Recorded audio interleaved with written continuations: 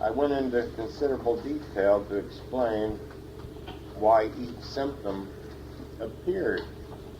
In other words, the anatomy behind the appearance of that particular symptom. I'd like to finish by stating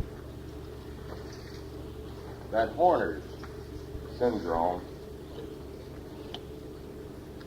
may be either unilateral, thereby affecting one eye and causing symptoms upon that affected side,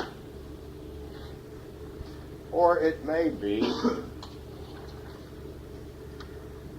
bilateral. The bilateral cases are infrequent as compared to those that are unilateral. You recall, I did say that ever so many situations could conceivably bring about a Horner's syndrome. I told you that difficult births requiring forceps delivery are very often traced in case history to be the cause. I told you that displacement of vertebrae in the cervical area, likewise, I might add here, mustn't omit including with this consideration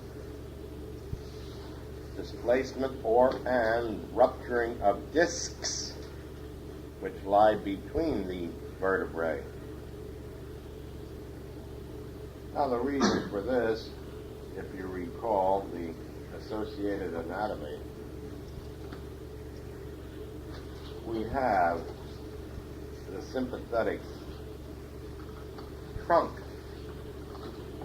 in the area of the cervical.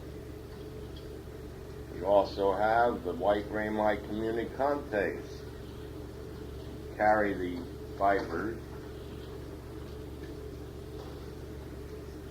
from the ciliospinal column of Budge.